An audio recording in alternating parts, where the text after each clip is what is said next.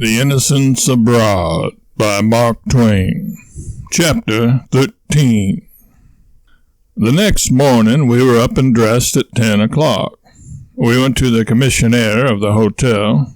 I don't know what a commissionaire is, but that is the man we went to, and told him we wanted a guide. He said the National Exposition had drawn such multitudes of Englishmen and Americans to Paris that it would be next to impossible to find a good guide unemployed. He said he usually kept a dozen or two on hand, but he only had 3 now. He called them. One looked so like a very pirate that we let him go at once. The next one spoke with a simper and precision of pronunciation that was irritating, and said, "If the gentleman's will to me make the grand honneur to me retain in his service, I shall show to him everything that is magnifique to look upon in the beautiful Paris. I speak the English parfaitement." He would have done well to have stopped there, because he had that much by heart and said it right off without making a mistake. But his self-complacency seduced him into attempting a flight into regions of unexplored English, and the reckless experiment was his ruin. Within 10 seconds he was so tangled up in a maze of mutilated verbs and torn and bleeding forms of speech that no human ingenuity could ever have gotten him out of it with credit.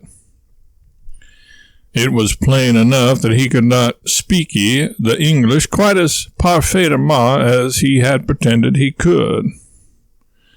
The third man captured us. He was plainly dressed, but he had a noticeable air of neatness about him.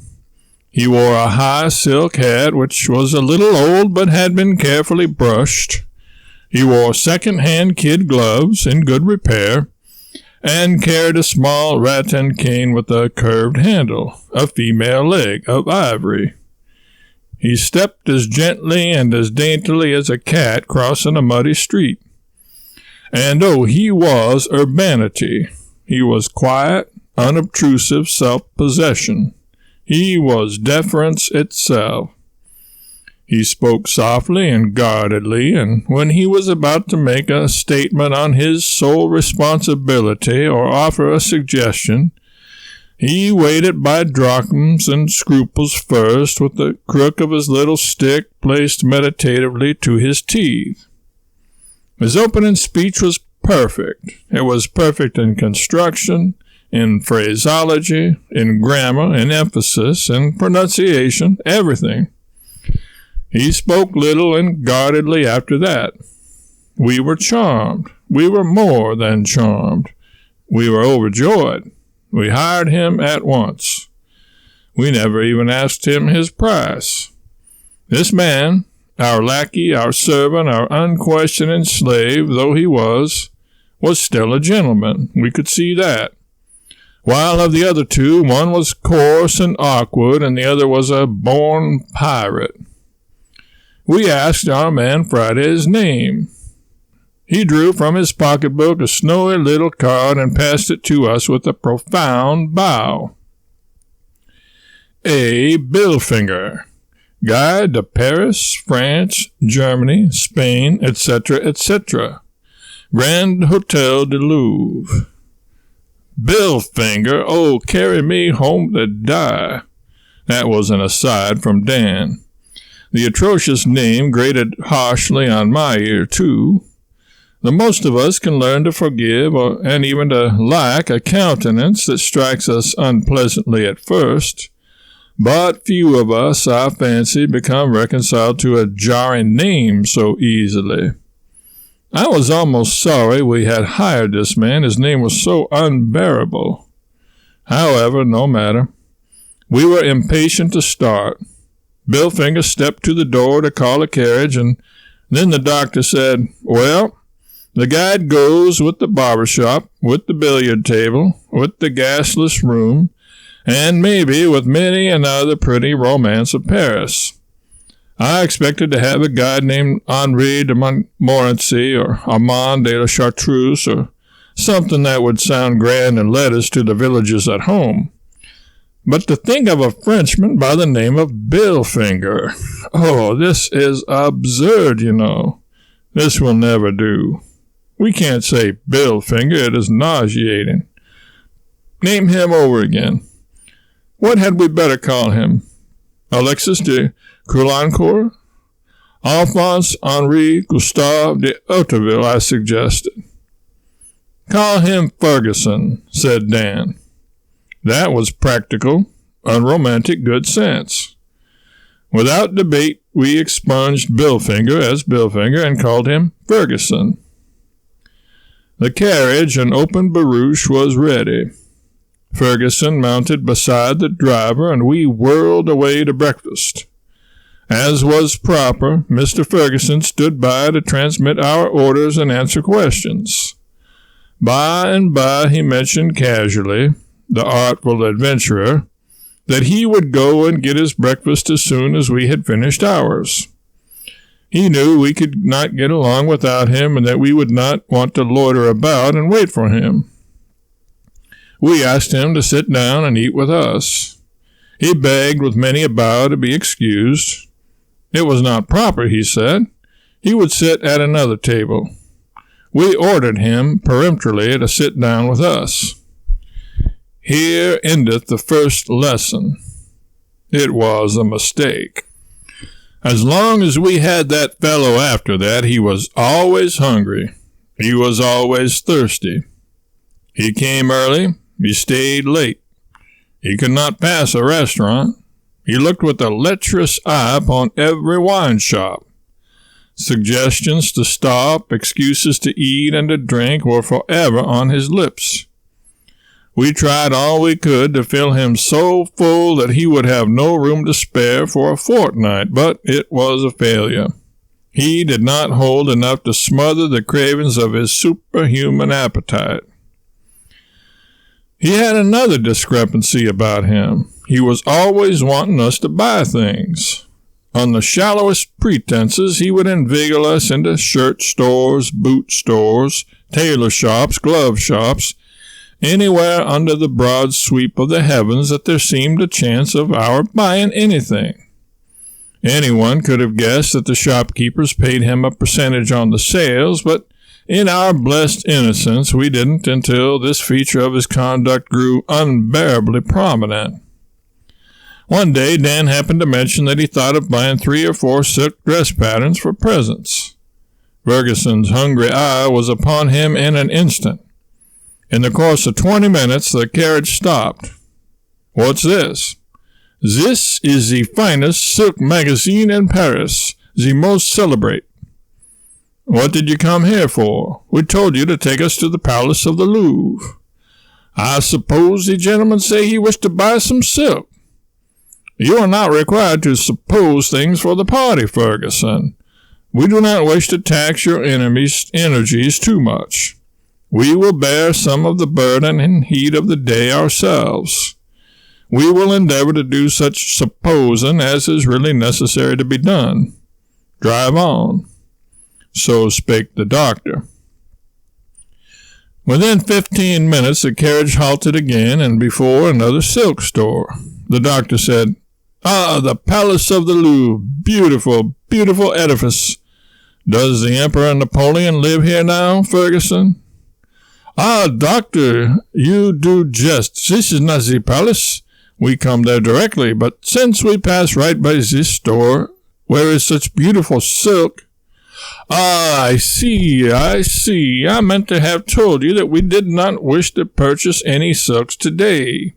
But in my absent-mindedness I forgot it. I also meant to tell you we wish to go directly to the Louvre, but I forgot that also. However, we will go there now. Pardon my seeming carelessness, Ferguson. Drive on." Within the half hour we stopped again, in front of another silk store. We were angry, but the doctor was always serene, always smooth-voiced. He said, "At last! How imposing the Louvre is, and yet how small, how exquisitely fashioned, how charmingly situated.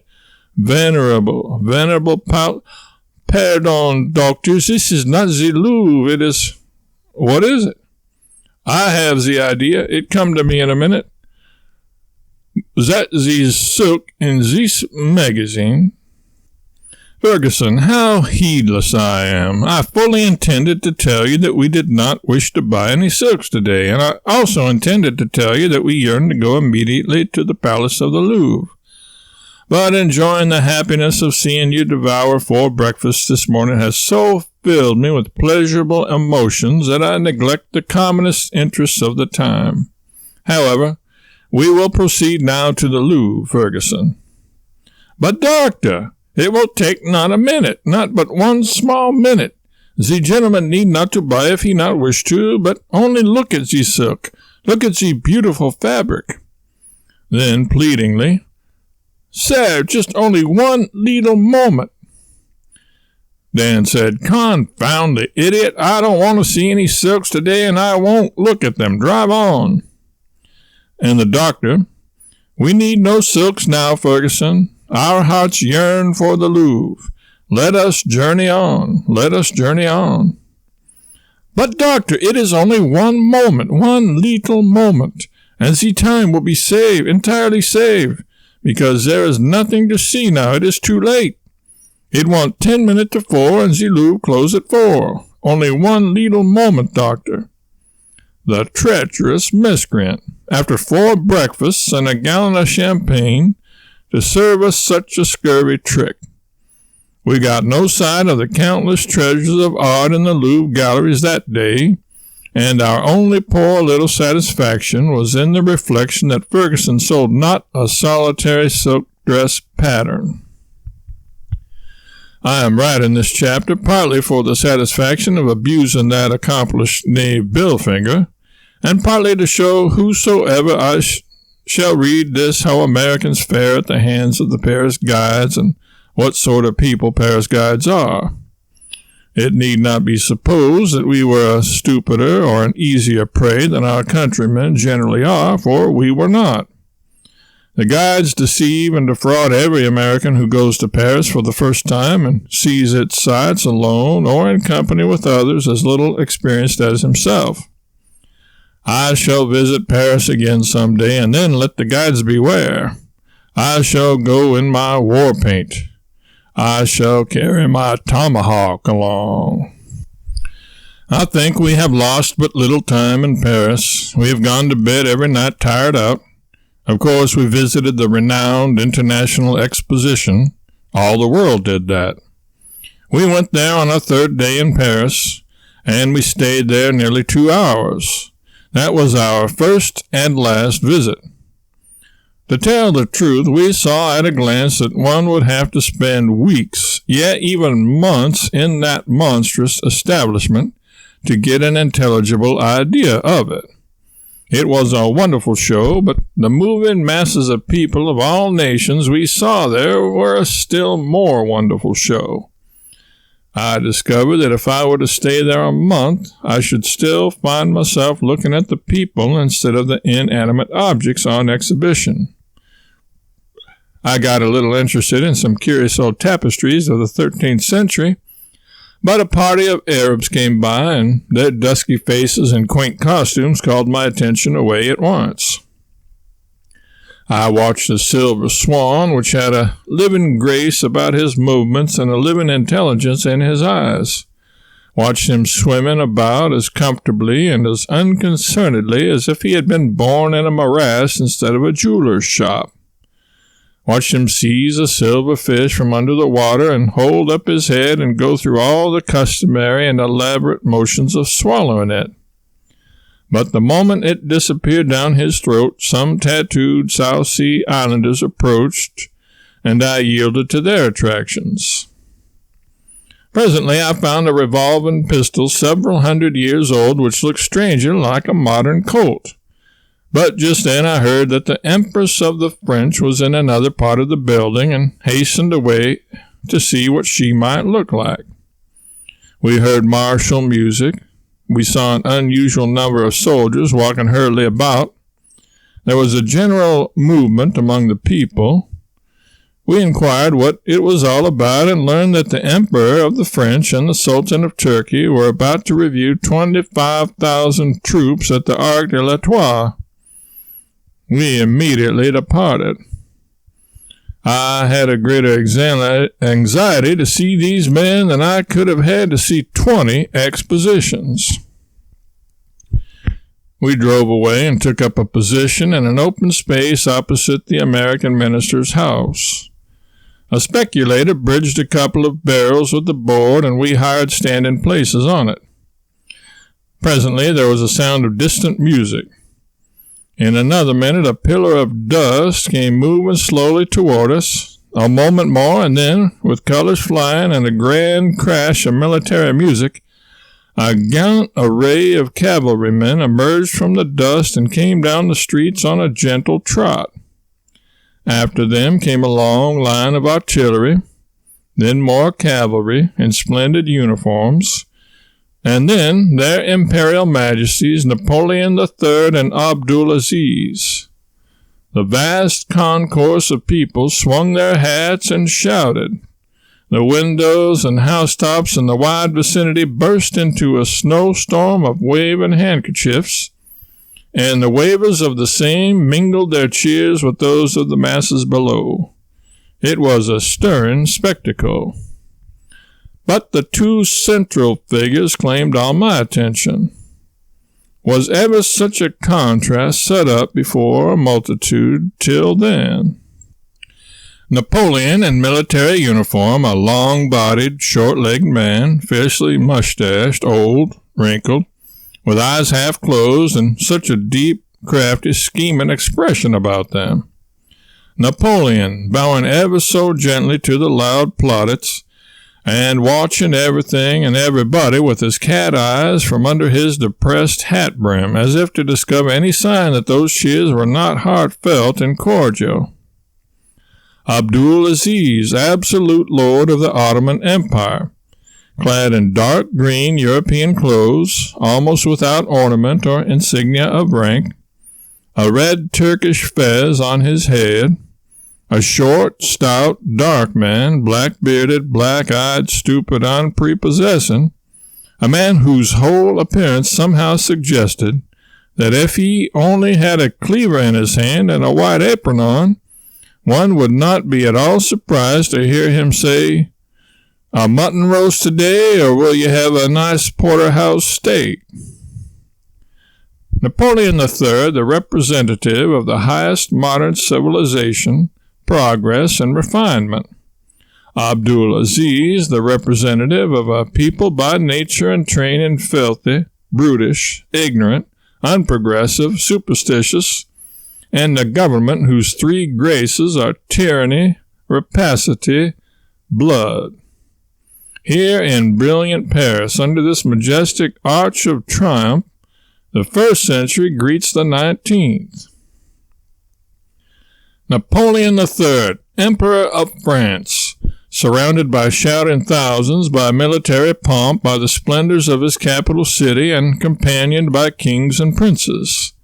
This is the man who was sneered at and reviled and called bastard, yet who was dreaming of a crown and an empire all the while, who was driven into exile, but carried his dreams with him, who associated with the common herd in America and ran foot races for a wager, but still sat upon a throne in fancy, who braved every danger to go to his dying mother, and grieved that she could not be spared to see him cast aside his plebeian vestments for the purple of royalty, who kept his faithful watch and walked his weary beat a common policeman of London, but dreamed the while of a coming night when he should tread the long-drawn corridors of the Tuileries, who made the miserable fiasco of Strasbourg, saw his poor, shabby eagle, forgetful of its lesson, refuse to perch upon his shoulder, delivered his carefully prepared, sententious burst of eloquence upon unsympathetic ears, found himself a prisoner, the butt of small wits, a mark for the pitiless ridicule of all the world, yet went on dreaming of coronations and splendid pageants as before, who lay a forgotten captive in the dungeons of Ham, and still schemed and planned and pondered over future glory and future power. President of France at last. A coup d'etat, and surrounded by applauding armies, welcomed by the thunders of cannon, he mounts the throne and waves before an astounded world the scepter of a mighty empire. Who talks of the marvels of fiction? Who speaks of the wonders of romance? Who prates of the tame achievements of Aladdin and the Magi of Arabia? Abdulaziz, Sultan of Turkey, Lord of the Ottoman Empire, born to a throne, weak, stupid, ignorant, almost as his meanest slave, chief of a vast royalty, yet the puppet of his premier and the obedient child of a tyrannical mother. A man who sits upon a throne, the beck of whose finger moves navies and armies, who holds in his hands the power of life and death over millions, yet who sleeps, eats, idles with his 800 concubines, and when he is surfeited with eating and sleeping and idling, and would rouse up and take the reins of government and threaten to be a sultan, is charmed from his purpose by a wary Fuad Pacha with a pretty plan for a new palace or a new ship, charmed away with a new toy, like any other restless child.